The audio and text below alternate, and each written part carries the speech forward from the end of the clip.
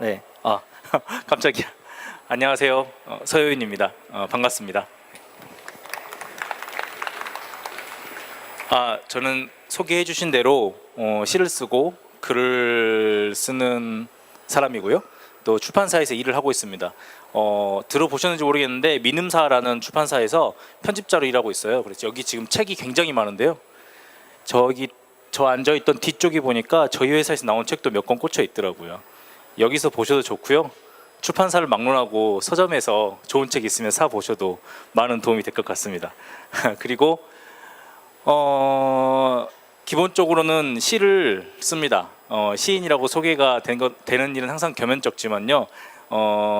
시로서 먼저 글을 쓰기 시작했고 그렇게 글을 쓰다 보니 몇 권의 산문집도 내게 됐습니다. 그래서 저를 알리는 차원에서 제가 쓴 시 중에 한 편을 낭독을 해드리려고 해요. 오늘 여기가 굉장히 공개된 넓은 장소고 제 목소리가 이 공간을 다 채울 수 있을지는 모르겠지만 저는 그 시를 낭독하는 것 혹은 글을 소리내서 읽는 걸 굉장히 좋아하는데요. 이렇게 소리내서 읽음으로써 제가 쓴 글이 여러분께 다른 감각으로 닿았으면 좋겠다는 생각을 하면서 읽어보겠습니다. 제가 최근에 낸 시집 여수의 표제작인 여수라는 시인데요. 먼저 이 시를 읽고 자세한 이야기를 더 나누도록 할게요. 낭독이 끝나면 내키시면 박수를 쳐주셔도 분위기상으로는 좋을 것 같습니다. 읽겠습니다. 여수. 사랑하는 여자가 있는 도시를 사랑하게 된 날이 있었다. 다시는 못 올 것이라 생각하니 비가 오기 시작했고 비를 머금은 공장에서 푸른 연기가 쉬지 않고 공중으로 흩어졌다. 흰 빨래는 내어놓질 못했다. 너의 얼굴을 생각 바깥으로 내보낼 수 없었다. 그것은 나로 인해서 더러워지고 있었다. 이 도시를 둘러싼 바다와 바다가 풍기는 살냄새. 무서웠다. 버스가 축축한 아스팔트를 감고 돌았다. 버스의 진동에 따라 눈을 감고 거의 다 깨버린 잠을 붙잡았다. 도착 이후에 끝을 말할 것이다. 도시의 복판에 이르러 바다가 내보내는 냄새에 눈을 떴다. 멀리 공장이 보이고 그 아래에 시커먼 빨래가 있고 끝이라 생각한 곳에서 다시 바다가 나타나고 길이 나타나고 여수였다. 너의 얼굴이 완성되고 있었다. 이 도시를 사랑할 수밖에 없음을 깨닫는다. 네 얼굴을 닮아버린 해안은 세계를 통틀어 여기뿐이므로 표정이 울상인 너를 사랑하게 된 날이 있었다. 무서운 사랑이 시작되었다. 여기까지입니다. 네, 감사합니다. 실제 있었던 일이고요. 사귀던 여자친구랑 꽤 긴 시간 연애를 하다가 헤어졌는데 약간 문자로 좀 어설픈 상태로 헤어졌어요. 그리고 나서 다시 연락이 우연찮게 닿았는데 만나서 좀 정리를 해야겠다 싶어서 저는 그때 서울에 살고 있었고요. 서울에서 고속버스를 타고 여수라는 도시로 내려가는 길에 잠이 들다 말다 하다가 순천에서 여수로 넘어가는 길이 있거든요. 그 길에서 어떤 생각이 들어서 쓴 시인데요. 이렇게 시를 써놓고 다른 분이랑 결혼했으면 되게 민망할 뻔했죠. 시 제목으로도 하고. 다행히 여기 나온 여성분이랑 결혼을 했습니다. 그래서 여수라는 도시는 저의 처가가 되었고요. 이 여수가 고향인 여자와 지금 딸 둘을 낳고 잘 살고 있습니다. 아마 첫 번째 딸은 한국 나이로 7살이 됐고 둘째는 6살이 되는데요. 지금 사진 슬라이드로는 제 첫째 딸의 지금보다 사고를 훨씬 덜 칠 때인 것 같아요. 3살, 4살 때 2살, 1살 이거는 돌 안 됐을 때인 것 같아요. 저도 조금은 지금보단 젊었네요. 네, 사진이 나오고 있네요. 이렇게 저희 딸의 외갓집은 여수가 되었습니다. 저의 처가가 여수니까요. 그리고 아까 소개해드린 대로 제 첫째 딸은 다운 증후군으로 태어났습니다. 다운 증후군은 아까 정진영 팀장님께서 말씀을 많이 하신 발달 장애 아이입니다. 그래서 저 안에 들었을 때 제가 굉장히 가슴이 떨렸는데요. 제가 사는 아파트 단지에도 우연찮게 이마트 24가 있어요. 이마트 24 힐스테이트 운정점이라고 제가 검색까지 해봤는데, 거기에서 저희 딸이 일을 하고 있으면 퇴근길에 들러서 만 원에 4캔 해외 맥주 사서 딸이랑 같이 퇴근하면 더할 나위 없이 행복할 것 같습니다. 지금부터는 그 딸에 대한 이야기를 오늘의 주제에 맞게 더 해드리면 될 것 같은데요. 제가 시를 읽는 것도 좋아하지만 또 겸연쩍게도 제 산문을 읽는 것도 좋아합니다. 그래서 여러분들도 어떻게 들으실지 모르겠는데요. 제가 쓴 글을 한 편씩 짧게 읽고 그 글에 대한 이야기를 나누는 것으로 이야기를 더 진행해 보겠습니다.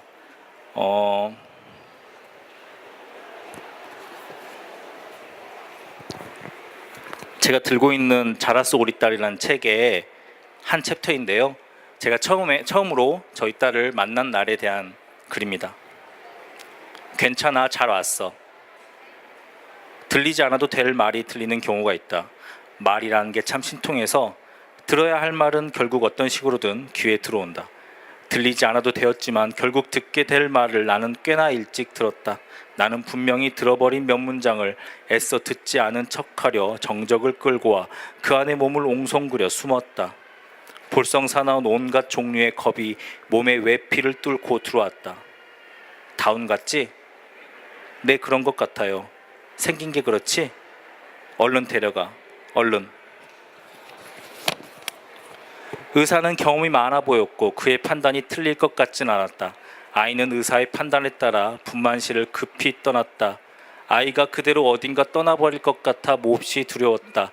나는 아무런 판단도 내릴 수 없었다. 의사의 판단과 판단에 의한 짧은 대화를 아내는 듣지 못했다. 그게 아팠다. 동시에 다행이었다. 꼭 해야 할 말들이 있다. 말이란 게 참으로 신비하여 간절하게 내뱉은 말은 결국 그대로 이루어지기 마련이다. 말은 비슷한 다른 말과 손을 잡고서 방향을 갖는다. 말은 사라지지 않는다. 말은 조타대의 명령에 따라 우직하게 간다. 진동을 남기고 의미를 새기면서 나는 옹성거리고 있는 몸을 펴야 했다. 괜찮아. 아이가 예뻐. 여기에서 기다릴래. 조금 있다가 내가 다시 데리고 올 거야. 네, 이 장면은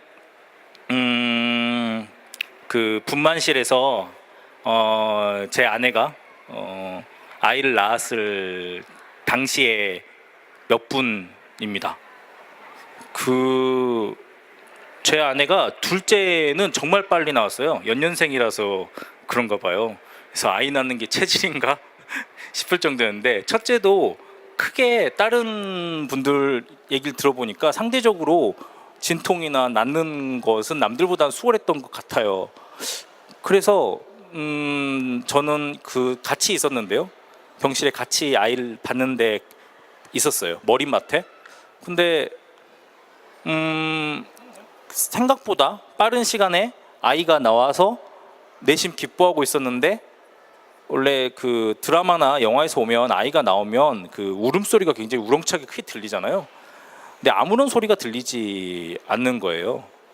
너무 고요한 거예요. 그 안에 가쁜 신음소리 정도밖에 안 들리는데, 그때 의사가 이렇게 말을 하더라고요. 다운 같지? 간호사가 네. 그리고 다른 간호사는 저한테 탯줄을 내밀고, 저는 탯줄을 잘랐는데 바로 아이를 데리고 나가셨어요. 알고 보니 아이는 태어나자마자 과호흡 증후군 때문에 위험한 상태였었고, 제 아내는 태어난 아이를 안아보지도 못하고 누워있은 상태로 인큐베이터에 실려서 구급차로 근처에 있는 큰 병원으로 먼저 갔습니다. 그리고 저는 여기서 기다려, 내가 아이 데리고 올게 라고 말을 하고 그 병원으로 따라서 갔는데요, 택시를 타고. 그리고 그 큰 병원에 도착을 했는데 제 아이는 이미 빨리 처리를 해야 되니까, 응급처치를 해야 되니까 응급실로 들어가 있고, 저는 접수를 해야 되는데 그때 책에도 적었는데 되게 되게 기억이 남는 장면은 주민등록번호를 적어야 되잖아요. 주민등록번호를 적어야 되는데 제가 제 주민등록번호를 적질 못하는 거예요. 너무 당황해서 생각이 까맣게 안 나가지고 접수대에서 대여섯 번을 틀렸던 기억이 있습니다. 그래서 너무 뭐 흔히 지나가는 우스갯소리로 멘탈이 붕괴됐다, 멘붕이다 이런 얘기 하잖아요. 정말로 그 단어에 걸맞는 상황을 그때는 겪었던 것 같아요. 그리고 사실 여기에서 다운이지 그런 것 같아라는 말은 잊어버리려고 했어요. 들었는데 듣지 않은 걸로 치려고 했어요. 그게 중요한 게 아니었고, 아이는 아파서 병원에 갔는데 치료받으면 괜찮겠지라는 생각을 하고 당황하고 힘들어하고 있었지만 그 아이가 다운 증후군일 거라고 생각하고 싶지 않았던 것 같아요. 근데 마음이 아닐 거야. 근데 들었는데 잘못 들었겠지. 그런데 들었는데 라는 생각이 마음속에 마구 요동을 친 것이죠. 그러나 우리 아이는 다운 증후군이 맞았습니다. 신생아 집중 치료실에 앉아 있을 때 제가 첫 발을 내딛었을 때 거기에 이렇게 써져 있었어요. 전체 불명의 다운 증후군. 말씀드린 대로 그 단어의 뜻대로 다운 증후군은 정체 불명의 병입니다. 염색체가 21번째 염색체가 하나 더 많다는 것만 다운이라는 이름을 가진 닥터 다운이라는 사람에 의해서 밝혀졌어요. 사람들이 뜻을 잘 몰라요. 다운이 뜻이 업, 다운의 다운으로 아시는 분들도 상당히 많아요. 근데 다운은 사람의 이름이에요. 다운 증후군이 다운 증후군, 그러니까 그 의사의 이름을 따서 다운 증후군으로 불린 지도 얼마 되지 않았습니다. 6, 70년대까지만 하더라도 다운 증후군은 몽골리언 증후군이라고 불렸습니다. 코가 살짝 낮고 눈매가 조금 올라가 있기 때문에 서양인들이 보기에 몽골 사람처럼 생겼었나 봐요. 매우 부박하죠. 그래서 그렇게 불렸었는데 그 자체가 두 가지 장애인 혐오와 인종 차별을 담고 있는 의미이기 때문에 누가 보더라도 지금은 다운 증후군이라고 불리고 있죠. 그 부분을 좀 읽어드리도록 하겠습니다.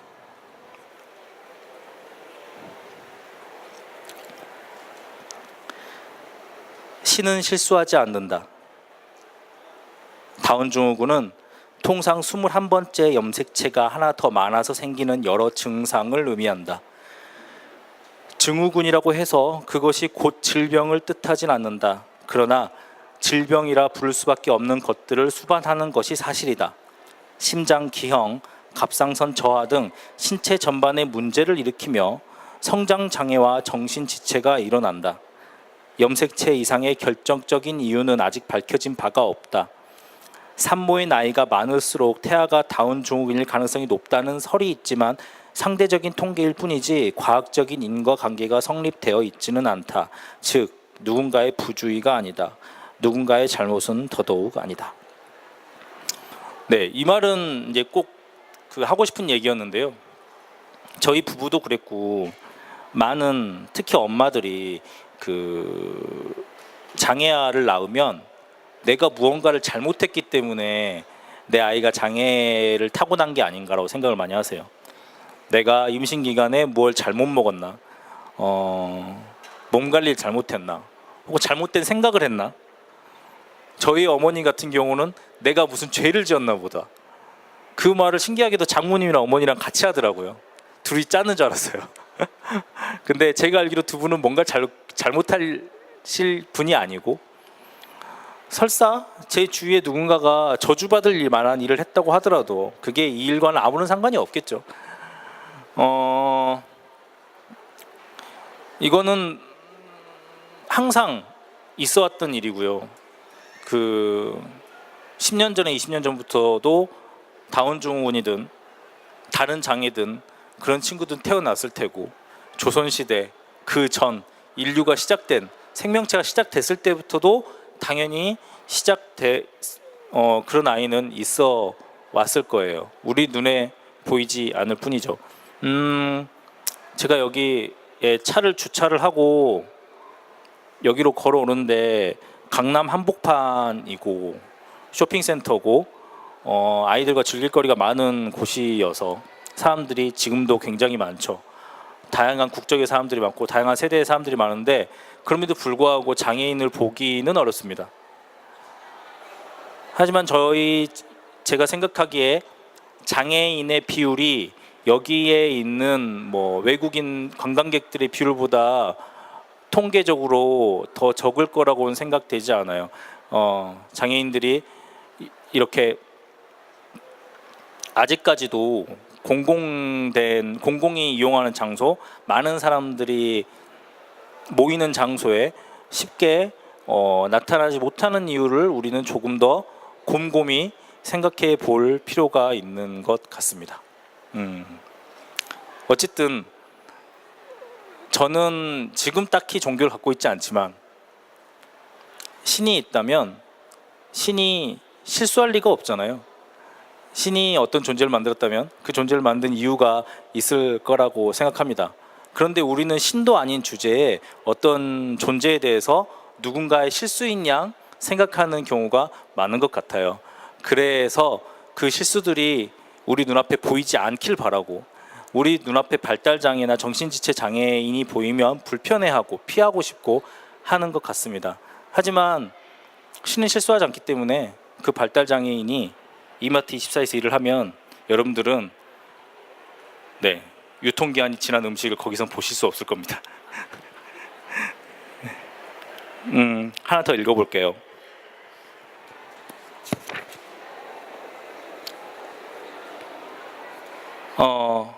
아이들은 결국 다 한다. 전국 다운 어린이 부모 모임이라는 카페에 가입했다. 내 주위를 통틀어 나 같은 경우는 내가 유일했지만 카페에는 새로운 가입자가 일주일에 최소 한 명씩은 꼬박꼬박 늘어났다. 같은 경우의 사람들이 모여 경우 있는 대화를 나눈다. 카페 아이들은 아이 이름 앞에 아이의 탄생 연월을 붙이고 사는 지역을 나열해 만든다. 예를 들어 은재 아빠 1302 고향처럼. 이제 컴퓨터를 켜면 나는 먼저 은재 아빠가 된다. 트위터도 페이스북도 그 후의 일이다. 안 한다는 말은 아니다. 카페는 유용한 나눔을 즐기는 느슨하고 내밀한 공동체로 보인다. 공동체의 메시지는 의외로 간단하다. 조급해할 필요 없다. 우리 아이들은 결국 다 한다. 아이들의 속도는 모두 제각각이다. 비교하지 말자. 국가에서 주는 지원은 모두 받아라.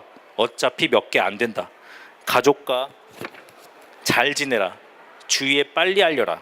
그럴수록 우리 아이는 사랑받는다. 카페에 긴 글이 올라왔다. 돌이 갓 지난 아이가 세상을 떴다는 글이었다. 글쓴이는 천사가 된 아이를 품에서 떠내보낸 엄마였다. 우리 아이가 떠난 것처럼 가슴이 아렸다. 날카로운 칼에 베인 것처럼 마음에서 피가 새는데 지혈이 되지 않는다. 지혈되지 않는 마음을 댓글로 남긴다. 같은 글을 읽고 같은 마음으로 울 부모들이 있다. 글과 사진을 함께 보며 아픔과 기쁨을 공유한다. 외출하는 것을 좋아했는데 폐렴에 걸릴까봐 많이 나가지 못했다는 문장. 이어서 이럴 줄 알았으면 많이 나가서 놀아줄 걸 그랬다는 문장에서 감정이 무너지지 않고 버틸 수가 없다. 아이가 좋은 곳에 가길, 그리고 그곳에서 잠시 쉬다가 글을 쓴 부모의 건강한 아기로 다시 태어나기를 기도한다. 모니터에 시작된 감정의 파도가 마음에까지 들이치는 공동체, 단지 인터넷 카페일 뿐인데 짧은 시간 동안 이곳의 홍대 단골 카페만큼 편해졌다. 그리고 절실해졌다. 아이보다 나와 아내에게 카페가 더욱 필요하다. 편안한 조도의 세상에 나와 널찍한 테이블을 앞에 두고 높이가 좋은 의자에 앉아 친절한 사람들과 따뜻한 커피를 마시고 싶었던 것이다. 각자의 상처를 무릎 담요 삼아 둥글게 마주 앉은 사람들.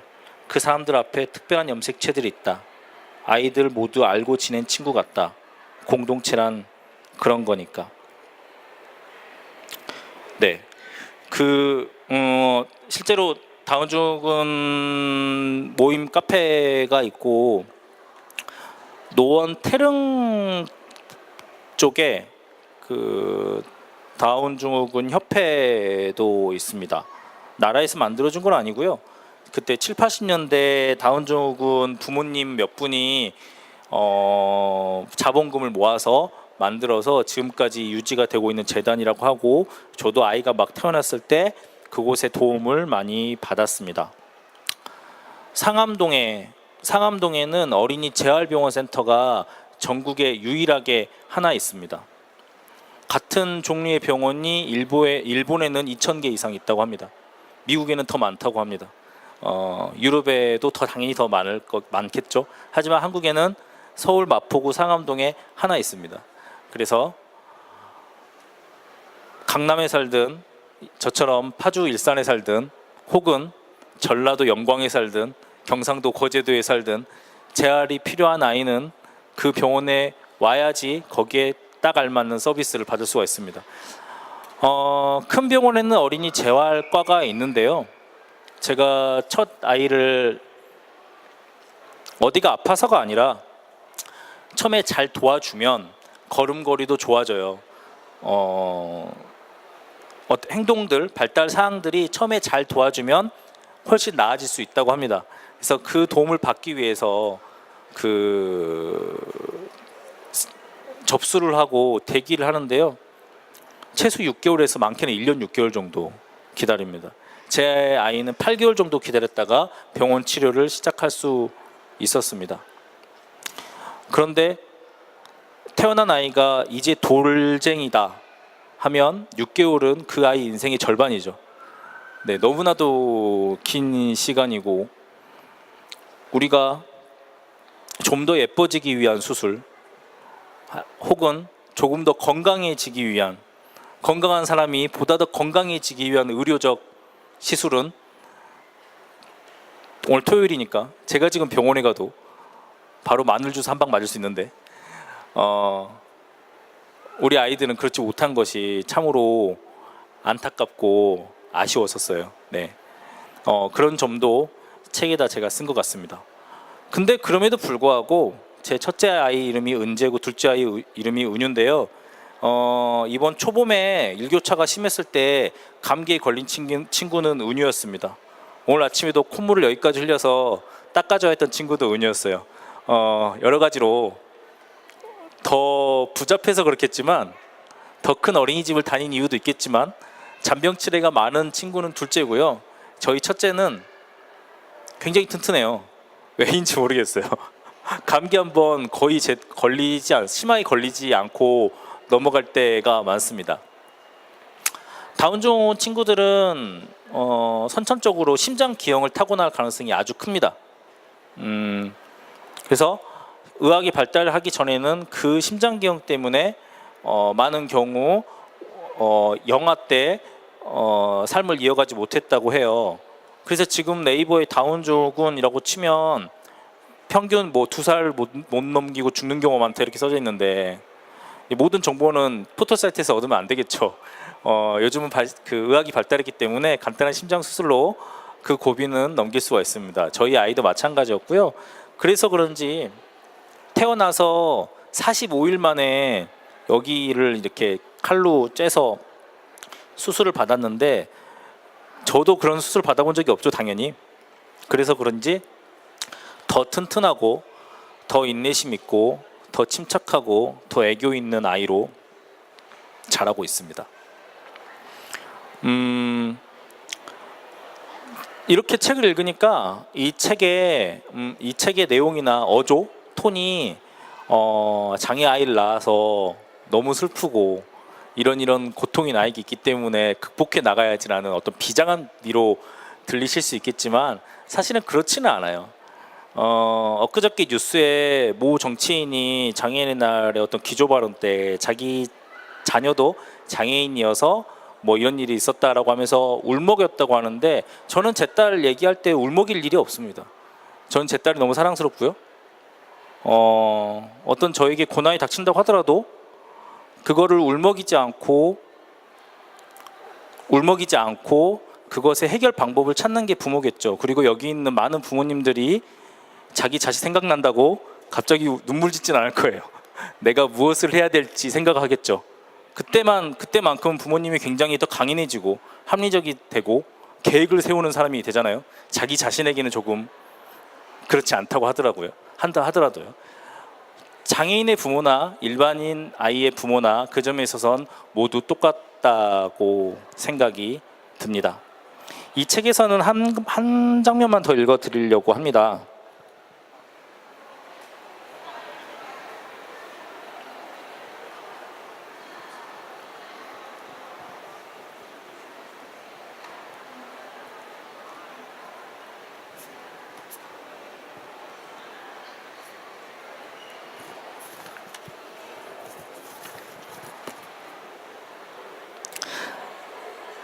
삶은 이렇게 지속된다.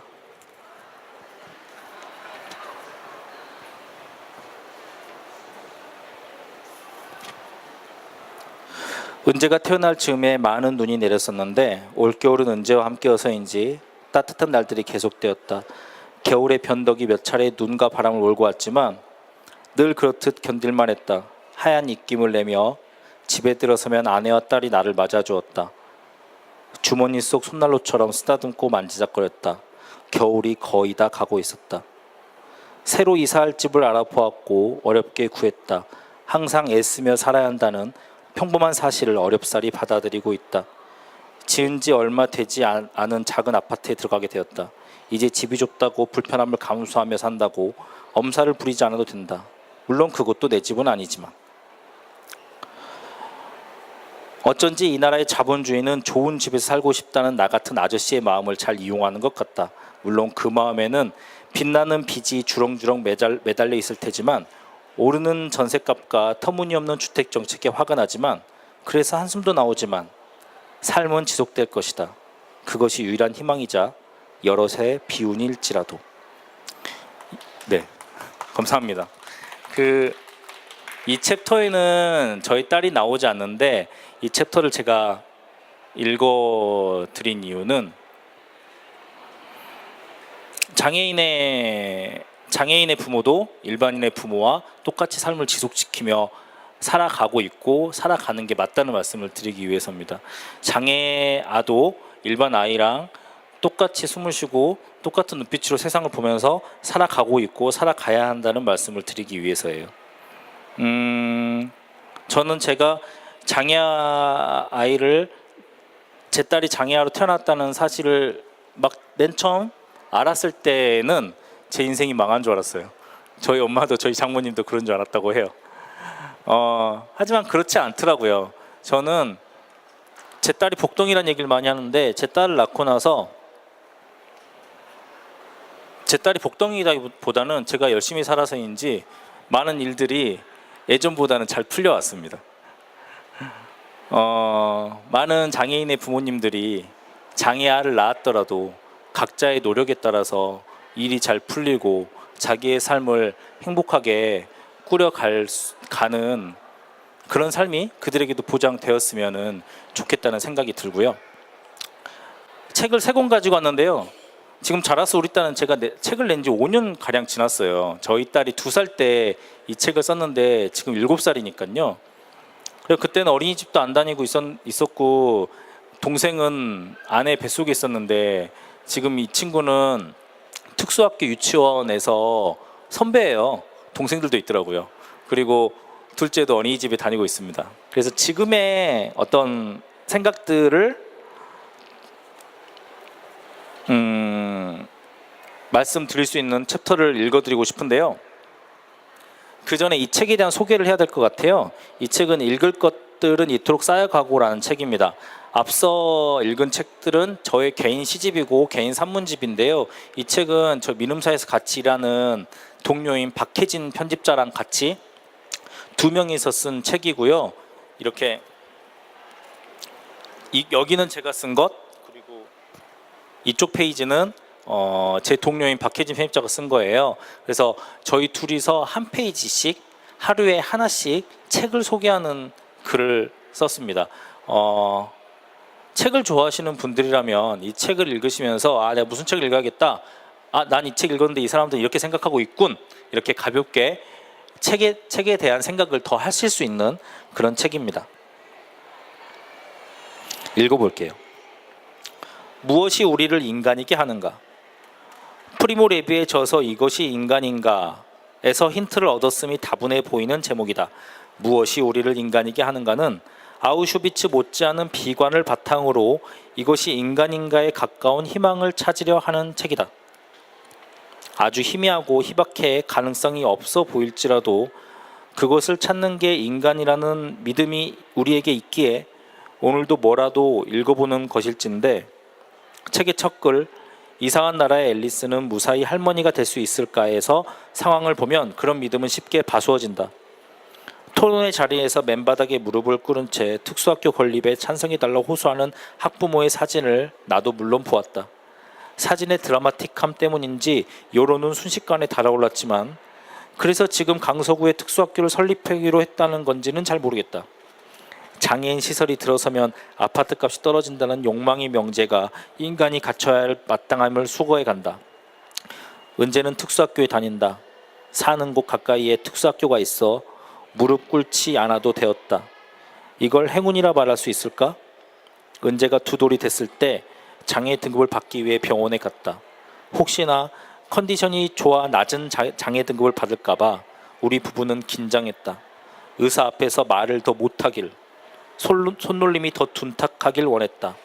그렇게 2급 판정을 받고 나서의 안도와 비참을 뭐라고 표현해야 할까? 인간적 감정? 무엇이 우리를 인간이게 하는가? 이것이 인간인가? 목을 떼서 질문의 종이 날카롭게 울린다. 네, 이 부분은 이 책을 쓰고 난 다음에 한참 뒤에 은재를 장애 등급을 받아야 되는 날이 있었고, 그리고 더 뒤에 읽어드린 어떤 뉴스를 보고 떠오른 생각을 쓴 글입니다. 장애 등급제에 대해서 아시죠? 장애 등급제를 폐지해야 된다는 운동이 십수년 동안 있어 왔고 이제 그 성과가 조금씩 보이고 있습니다. 그래서 어떤 식으로 정책이 완성되고 그게 실행될지는 모르겠지만 기대하는 마음 반, 걱정하는 마음 반을 저도 갖고 있어요. 근데 이 제도가 얼마나 사람을 무참하게 만드는 제도였냐면, 저는 지금 이제 지갑에 저희 딸 그 복지 카드를 갖고 다니는데요. 복지 카드로 뭐 보여줘야 될 때가 있어요. 어떤 공공기관에 뭐 입장료가 절반이라거나 그럴 때가 있습니다. 거기에 보면 장애 2급 하고 저희 딸 밑에 사진 밑에 장애 2급이라고 되어 있어요. 아까 말한 인터넷 카페에 여러 가지 글들이 올라와요. 아니, 이 친구가 평소에는 물도 이렇게 못 짚고 말도 엄마도 못하고 맘마만 하고 이렇게 소리를 쳐도 안 쳐다보고 딴 데 허공만 보고 있던 친구가 장애 등급을 받으러 의사에게 간 날 하필 안녕 하면 갑자기가 안녕 이거 해봐 그럼 이렇게 옮겨. 그러면은 너 되게 똑똑하구나. 3급이 되면 복지 혜택이 엄청나게 줄어듭니다. 그래서 카페에 있는 엄마들은 등급을 받으러 가기 전날 애들 잠을 안 재워요. 혹시나 그래왔다고 합니다. 저희 아이도 그럴까봐 걱정을 했는데 잠은 재웠어요. 네, 뭐 2급이 나왔어요. 기쁜가? 다행인가? 안도감이 드나? 아닌가? 슬픈가? 화가 나는가? 비참한가? 잘 모르겠더라고요. 사람을 잘 모르게 만드는 거예요, 이게. 이 등급을 기관마다 갱신을 해야 되고, 발달장애뿐만이 아니라 뇌병변장애, 정신지체장애, 팔이 불편하신 분들, 다리가 불편하신 분들이 자신의 등급을 계속해서 나라에 허락을 받아야 되는 상황이 장애 등급제였고, 그것이 지금 어떤 방식으로든 수정과 보완, 개선이 되어 간다고 합니다.